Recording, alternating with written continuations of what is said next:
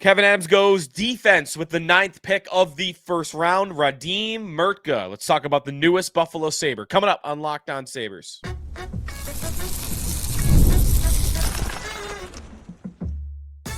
You're Locked On Sabres, your daily podcast on the Buffalo Sabres. Part of the Locked On Podcast Network, your team every day.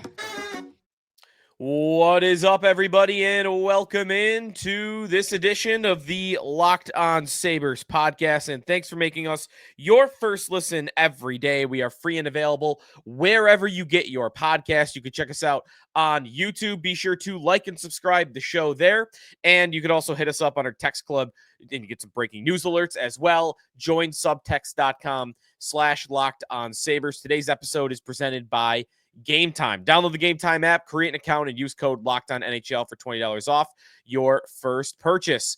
It is kind of a post-draft show. The only reason I say that, the kind of part, is because I'm actually recording this live during the NHL Draft. It is pick number 17 at the time of at record here. Islanders picking with the current selection, but this draft is going real slow, so I figured let's get it out there. Let's talk about Radim Mrtka, the newest Buffalo Sabre, who they picked at number 9 overall in the first round. A lot to get to on the Sabres organizationally now on defense, kind of the what this means to pick a player like this. It's not the most stunning pick in the world, but I do think it caught a few people off guard, especially the ESPN panel. I don't think it should have caught them as off guard as it did, but I got a comment about what they had to say as well. So a lot to get to today on this post-draft edition, post-first round edition of the Locked On Sabres podcast. Radim Mrtka is the Sabres selection. This is a player that we had circled for the Buffalo Sabres. I threw it into our text club about 20 minutes before the Sabres selection, saying, I think they're going to go Mrtka. I think that's going to be their pick at number 9 overall. To me, it just sounded like a lot of the features that the Sabres have been going for this offseason. And of course, this player is not one you're expecting to be on the team this year. So it's more building for the future in the light of how you're building the team to win right now. And that's what you're getting out of this newest prospect for the Buffalo Sabres. So before we get into him, just want to say quickly about how this draft is going as I continue to watch it here. And by the way, of course, we will add in content if the Sabres are to do anything else, but I doubt they're trading back into the first round, but you never know. Very strange draft. Decentralized draft. It's the first time they're doing this, and I have to believe it will be the last time that they are doing this. It's almost, I'm kind of enjoying it though. Like, me and some of my buddies are watching this draft and we're sharing memes back and forth, and we're just kind of laughing and enjoying the cringiness of it, how awkward it is. This draft house concept where after the player is selected and after he goes on stage with Gary Bettman, he walks through this little corridor into this little hut with a screen on it where that player talks to the GM and members of the team's organization, and there are these awkward little conversations. The worst one was with Utah at number 4, where the team members, I don't think, couldn't be heard by the player or the interviewer, and the interviewer just stood there and didn't really make it any better. There's a lot of strange things going on in this NHL draft. The energy is weird. I am actually surprised at the amount that I don't like it. I thought that I would like it, that it would feel more like the NFL draft, and you don't have to have these teams that are going up on stage and this long thank you to the Florida Panthers or congratulations to the Florida Panthers and a thank you to LA and the arena, and just 2-3 minute speeches before making your selection. I thought we'd do well to get rid of that, but this as an alternative, not a fan. And it's taking forever. I have no idea why it's taking this long, but like right now at time of recording, it is 9:30 p.m. The draft started 2.5 hours ago, and we just passed the halfway point. They're going to have to pick up the pace, right? Or else this draft is going to, let me do the math. It's going to go to midnight. And maybe that's planned. I don't know, but that just feels like a 5-hour draft, 5-hour first round draft. Just seems incredible to me. But anyways, enough about that. Let's get to the Sabres selection. Kevyn Adams taking Radim Mrtka, a defenseman from Czechia, playing last year with the Seattle Thunderbirds of the WHL. That was after he began last season with Trinek of the Czech First Division. He played 10 games there at the beginning of the season and did not really do much at all. Reading about what Mrtka's story was like last season, he was not getting much ice time at his Czech club, and he used that as an avenue to get to North America and to get to the Seattle Thunderbirds, where he could play big minutes. His first game for the Seattle Thunderbirds, he played 28 minutes a night. He had only had one morning skate with the team since landing from overseas.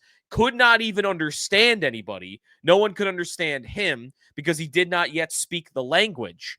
And despite the fact that didn't speak the language, he just showed up. He played 28 minutes in his first game for Seattle and by all accounts was the best player on the ice. He is big. He has got some good skating skill. He has got some raw ability.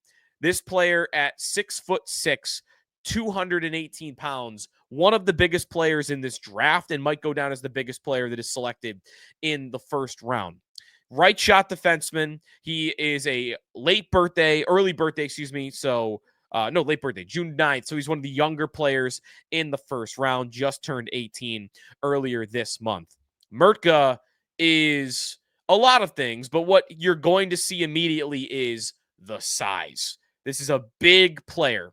And I think what you might mistake Mrtka for is a big, mean, punishing defenseman. And while I don't think he gets pushed around easily, especially at the junior level right now, I don't think that's what got him drafted at number 9. So reading from a couple of different draft analysts, one from the Elite Prospects Draft Guide, while talking about Mrtka, that he is not necessarily the most aggressive player, but he's an active and aware defender, scans for threats, ties them up, rotates well. Though he lands the occasional big hit, his physical impact comes through his ability to absorb contact, win retrievals, and deny space. With possession, Mrtka's no slouch either. He makes tricky passes off the wall and retrievals, joins the rush, and manages space well at the top of the zone. That's what I saw watching some shift breakdowns of Mrtka in the last couple of days, and more so since the Sabres have picked him in the last couple of hours here. He can move. He could jump up in the rush. And I was actually very impressed by his puck moving skills, his ability to pass. And I think what you are seeing for him, or why he gets selected number 9 overall, and why it wasn't a reach. Like, again, the ESPN broadcast calling it a bit of a reach was surprising to me, because where did he rank? He was ranked number 9 in TSN's draft guide with Craig Button. Bob McKenzie ranked him number 11. Consolidated ranking number 12. McKean's Hockey number 9. Malloy Hockey number 8.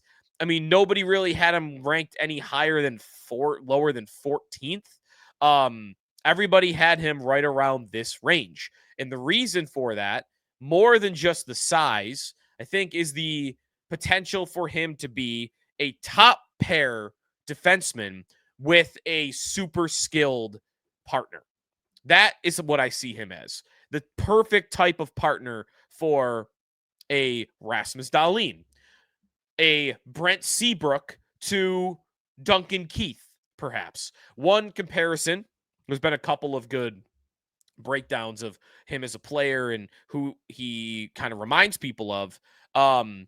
Hockey Prospecting, Byron Bader, said that he is and called him a dead ringer model-wise to Dougie Hamilton, who was selected 9th overall in 2011. Hamilton, also a very tall defenseman.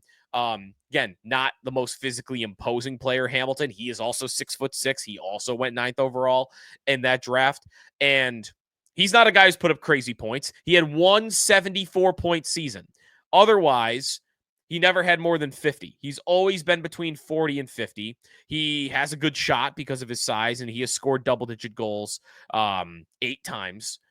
But Hamilton, and while he doesn't get pushed around and he can throw his body, he's not the most physically imposing defenseman ever.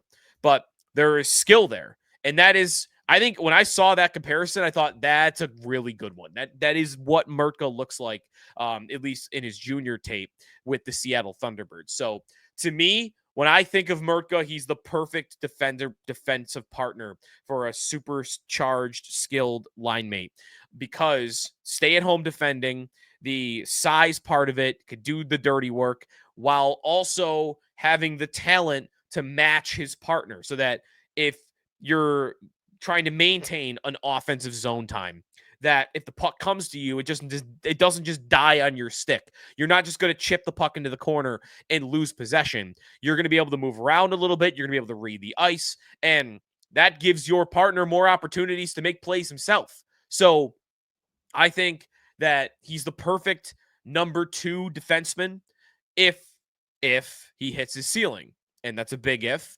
You look at some of the models on, NHL probability and star probability. I mean, you're talking about like a 70 to 80% chance that this player is going to be an NHLer, and, maybe like a 25% chance that he's going to be a star in the league. But, it's not a slam dunk. You would think he'll make the league. He's a top 10 pick.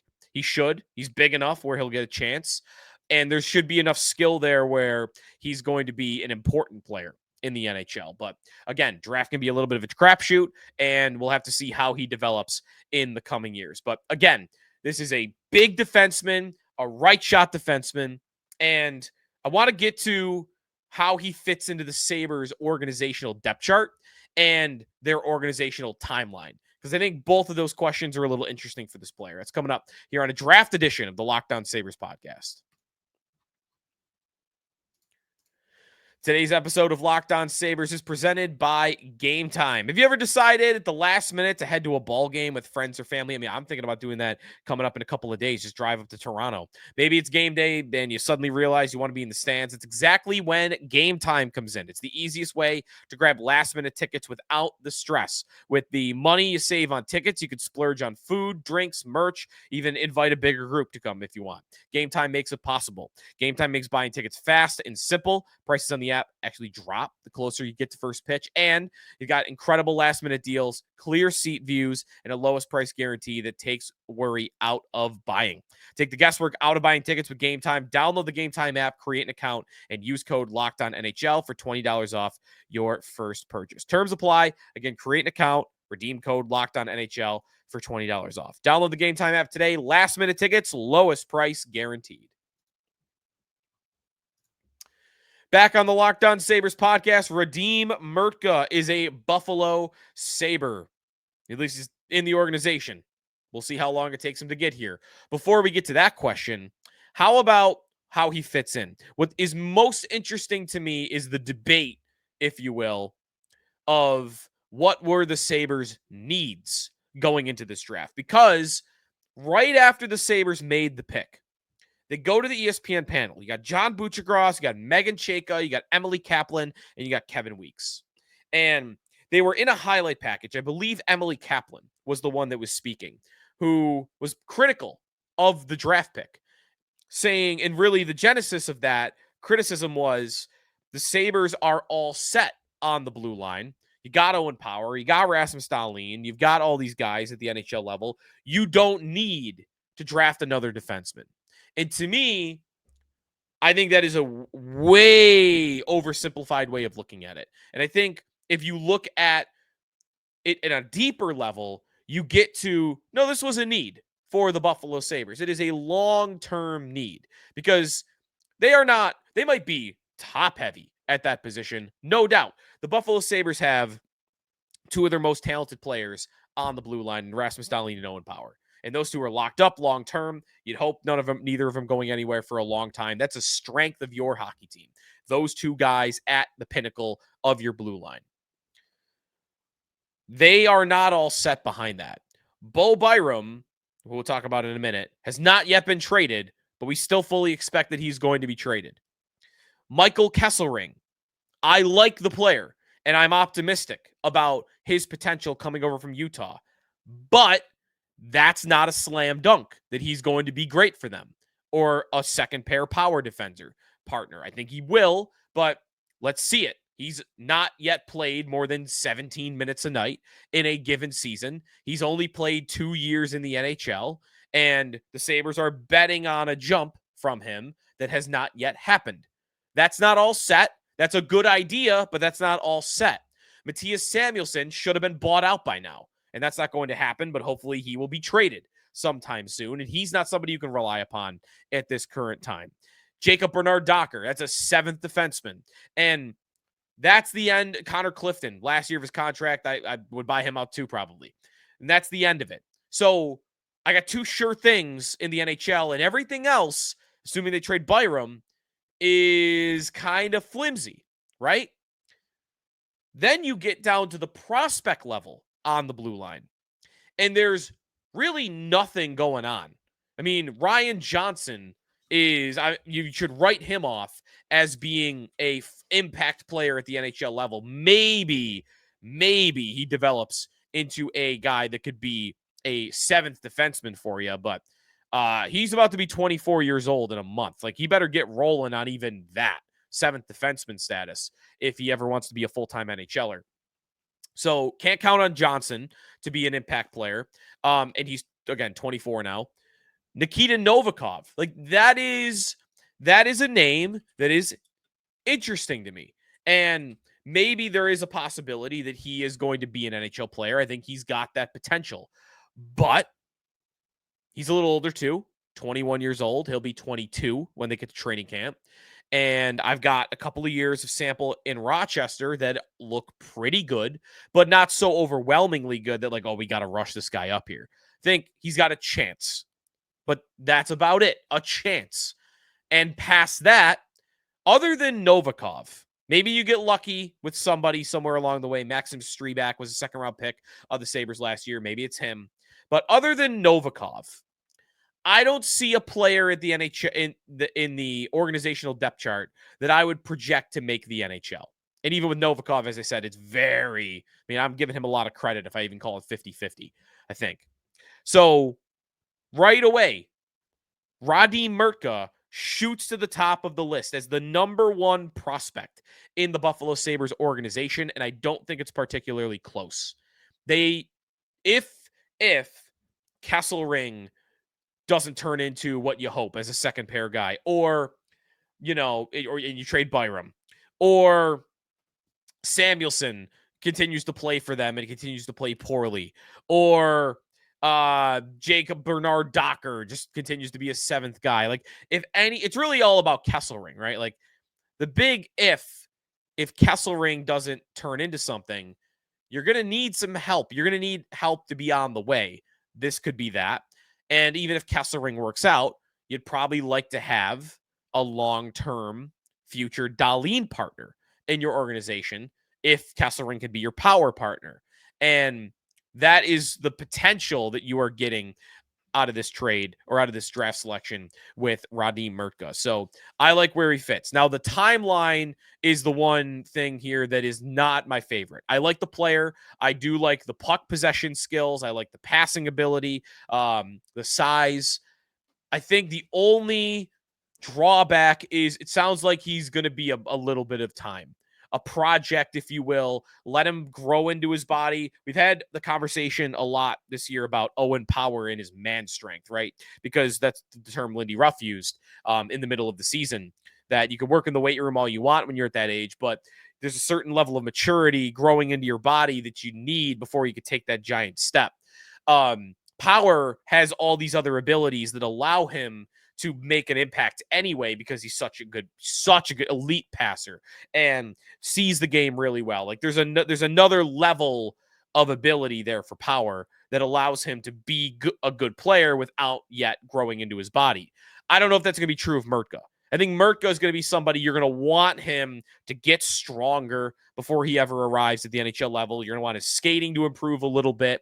And I think his shot can improve a little bit. Let him cook down in juniors, play this year with Seattle, get him to Rochester eventually. I think you're probably talking about a 3-year plan to get him to Buffalo. And that's not always true of everybody. I mean, Zach Benson is the other extreme. That's a 1-year plan. And that's not common. Isak Roseanne taking 4 years and maybe a fifth is not normal. That's not usually the plan. It's usually 2 years of 2 years of development or 1, and then you make it. And there have been some guys where I've thought, okay, that's Hellenius. I think he could make the team out of camp. I kind of hope he doesn't, because I would like to see this team go older. But that was someone where, like, okay, 1 year and he makes the team wouldn't have surprised me. Benson, we heard that about before he made the team, without any years of development. This is a player where I would think it's going to take 2 full seasons of development, and then he competes for a roster spot the year after that. And maybe even that's giving him a little credit. Maybe it takes 3 years of development. So I do think it's going to take a little bit of time. It's going to take some maturity with him playing at lower levels of hockey. And hopefully by the time he makes it to the NHL level, Rasmus Dahlin is still here and they've made the playoffs and everyone's cool and there's no trade coming, because I really am dreaming about a future where, again, the Sabres have figured it out a little bit. Maybe they got a new GM, maybe they don't, but they've made the playoffs. The drought is over. Dahlin is all good. He's here. He's a superstar. Maybe he's winning a Norris. And this kid shows up ready to go with the skill set that I think fits really well with Rasmus Dahlin. Really hope that there's a future between those two somewhere down the road, whether it be 3 years, 4 years, maybe 5. I mean, sometimes it takes guys that long. All right, when we come back, still no Bo Byram trade. Talk about whether it's possible Byram could stick around, because I've seen some people throwing that theory out there, and I'm not sure about it. That when we come back. Today's episode of Locked On Sabres is presented by Monarch Money. If you ever wished that managing your money felt easier with Monarch Money, it can, because whether you are growing your savings or you're planning a big purchase, Monarch puts you in the driver's seat. It's like having your own personal CFO, giving you full visibility and control over your finances. Monarch Money is more than a budgeting app. It's a complete financial command center. You can track all your accounts, investments, and spending in one place. So in addition to managing your money, you are also building wealth. And it's easy to do that with your partner. Like, you go out and golf maybe, or you're going to different games, or you're going out to eat once in a while. You're going out and then there's shopping and all of that. You could keep track with more than one at the same time. Makes it a lot easier to keep track of your goals. Take control of your finances with Monarch Money. Use code LOCKEDONNHL, and you get 50% off your first year at monarchmoney.com. For 50% off your first year, again, code LOCKEDONNHL, monarchmoney.com for half off your first year. Sneaky Joe DiBiase back here on the Locked On Sabres podcast. Sabres select Radim Mrtka, and the Sabres have not yet traded Bo Byram. So the one disappointment of this draft, and this seems to happen every year. Every year, we're going to become the boy who cried wolf here. I'm going to have to remember this for next season. We're going to write it down. That every year we're going to get around draft time and everyone's going to say, trade the pick, trade the pick, trade the pick. And pretty much every year they don't trade the pick, because teams don't often trade picks for veteran players. In this draft, Noah Dobson was traded today for the 17th and 18th picks back to back. But that's it. And that happened earlier in the day. Sorry, I just got distracted. I'm trying not to be snarky. I'm watching the draft again as we record, and the General Manager of the Year award graphic came across, and I just thought of a snarky comment, but not going to make it. We'll hold off today. Bo Byram. Why hasn't he been traded? Well, Dobson was the only one that was traded today. Otherwise, you had to trade down. Pittsburgh went down to Philadelphia. I don't know what Philly was doing, trading 2 first-round picks for a kid to select in the teens. I don't get that. Tough one for Danny Briere there. I would not be happy with that trade if I'm a Flyers fan. No Byram trade. No trade at all. Fans are upset, I'm sure, that the 9th pick does not get dealt.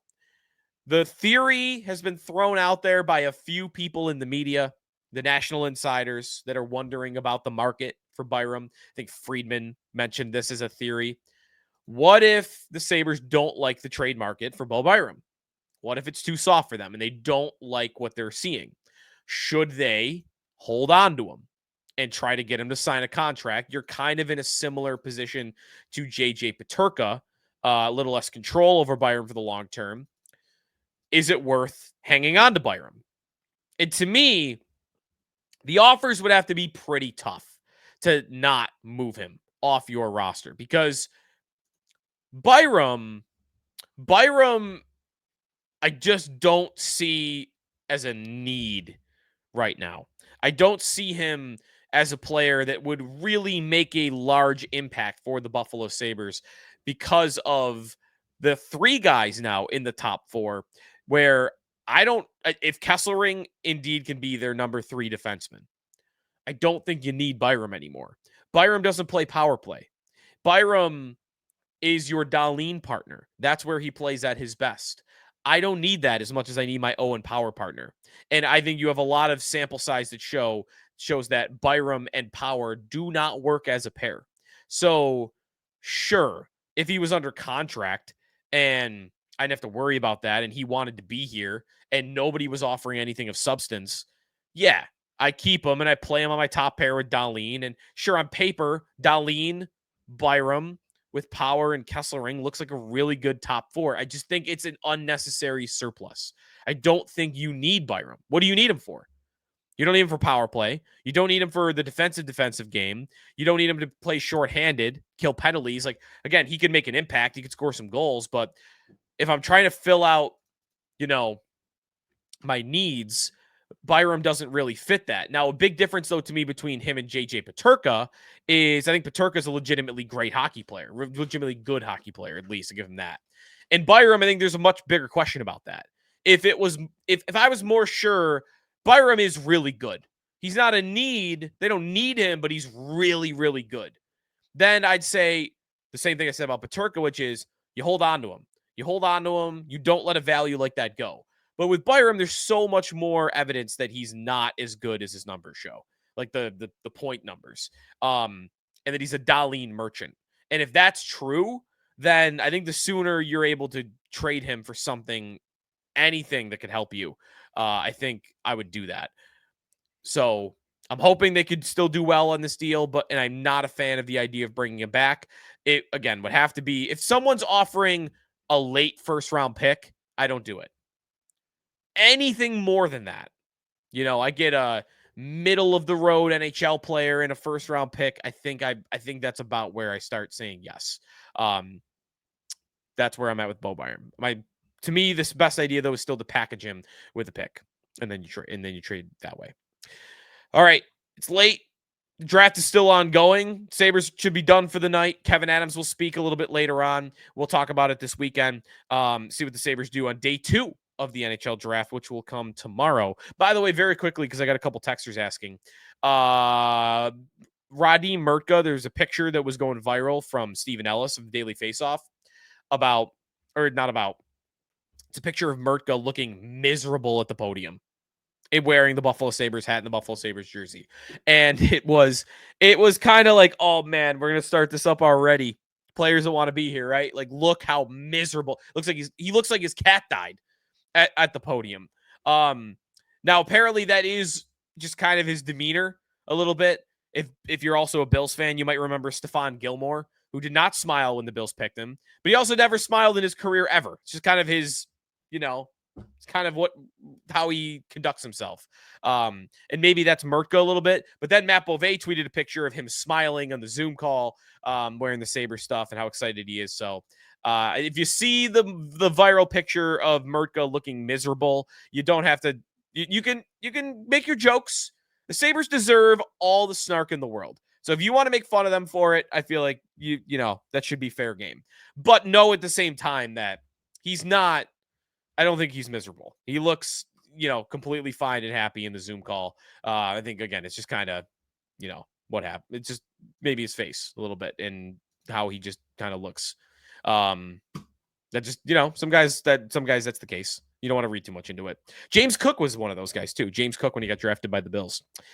All right, that'll do it for us today here on the Locked On Sabres podcast. full draft coverage over on Locked On NHL, our sister show, who's got you covered on every pick. Matthew Schaefer at number 1. What a really cool story at the beginning there, and emotional when he started crying up on the stage. His mom passed away from cancer, and a really cool move by the Islanders who put the